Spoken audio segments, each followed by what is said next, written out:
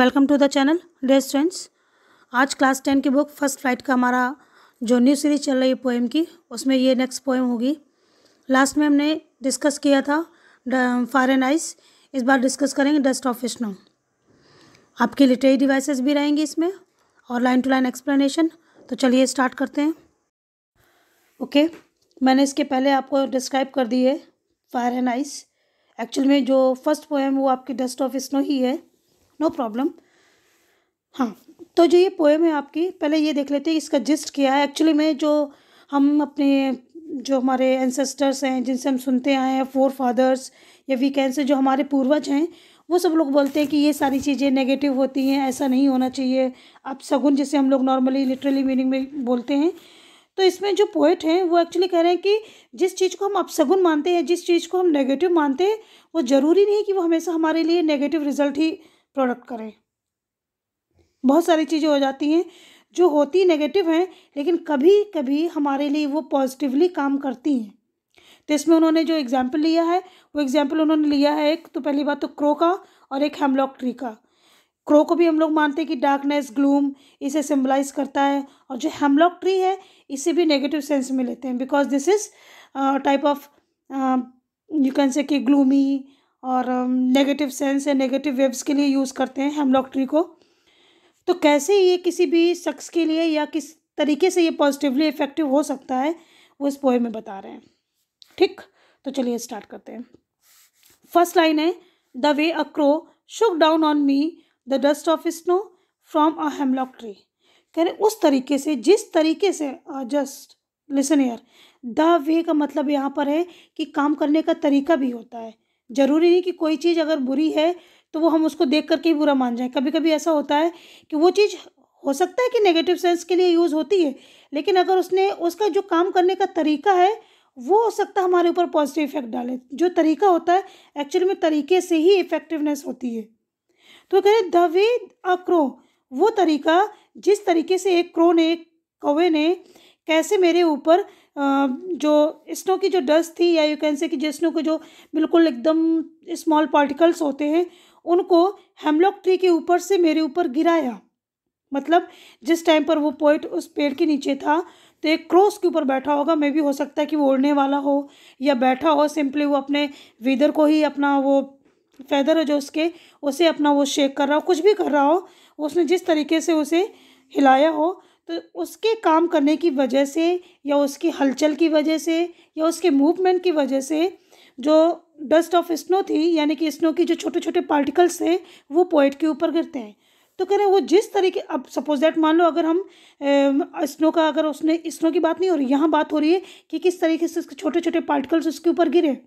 Suppose that अगर snow की ball हो, अगर हम किसी को फेंक के मारेंगे तो क्या उसका माइंड पॉजिटिव वे में जाएगा? बिल्कुल नहीं। तो वो सिंपली यहाँ पर तरीके को बता रहे हैं कि तरीका कैसा था उसका। तो वो कह रहे हैं कि जब उसने मेरे ऊपर इस तरीके से डस्ट पार्टिकल और ये जो स्नो पार्टिकल्स गिराए, तो कह रहे हैं कि has given my heart a change of mood. तो उसने मेरे हार्ट में जो उस समय जो कसमकस चल रही थी, जो मेरा माइंड जैसा था, वो उसे बिल्कुल चेंज कर दिया।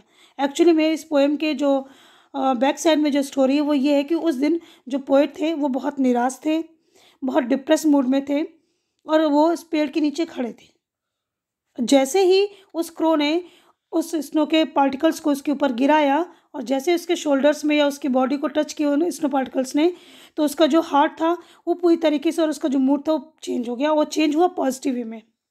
And saved some part of a day I had rued. Rued का मतलब है कि रिग्रीट में, या ये कह सकते हो कि पछतावे में पूरा दिन बर्बाद कर देना। तो वो कह रहा है कि हो सकता है उनसे कोई ऐसा काम हुआ जिसकी चीज़ को लेकर के वो बहुत ज़्यादा परेशान थे, यानी कि उस पेड़ के नीचे आने से पहले बहुत परेशान थे।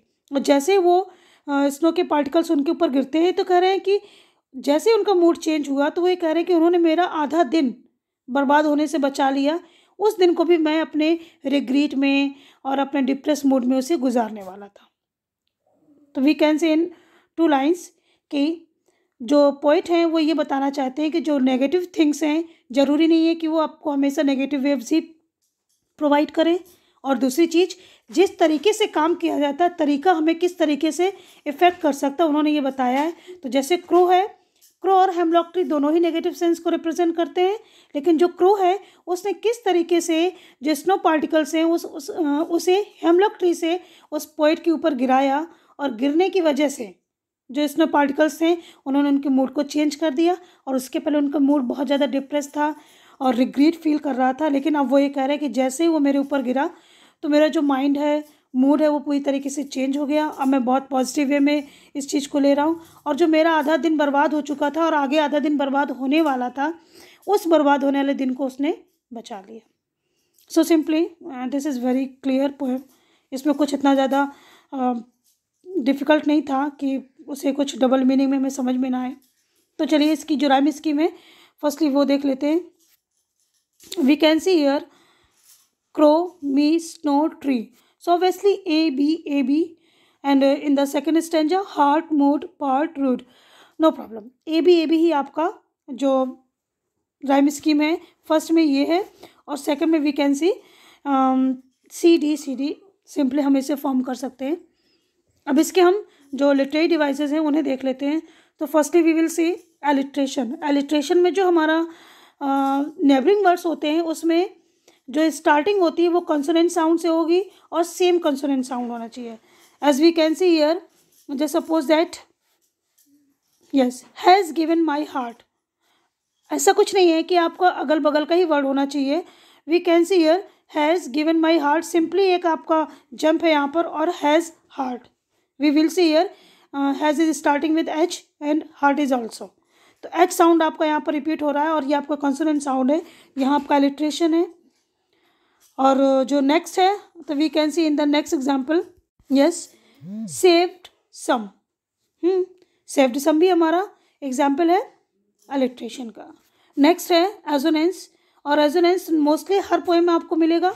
एजोनेंस में क्या होता है कि जो आपके नेबरिंग वर्ड्स होते हैं इन द सेम लाइन होनी चाहिए, और उसमें आपका कोई ना कोई वॉवेल साउंड 3 वर्ड्स या नेबरिंग वर्ड्स 2, 3 वर्ड्स, 4 वर्ड्स उनमें रिपीट होगा। Just suppose that look here in the second line, shook down on, there are 3 words and they are containing O sound, है ना, double O in shook, down in तो obviously O, and in on O. तो ये आपका assonance का example है। And we can see here in the last line of the first stanza, from a hemlock tree, O sound, and we can see here obviously E sound. तो बहुत सारे examples हैं इसमें, और मोस्टली होते ही हैं। Just here in the second stanza, and saved some part, and saved end part, we can see here A sound is repeating, so obviously this is your example of assonance.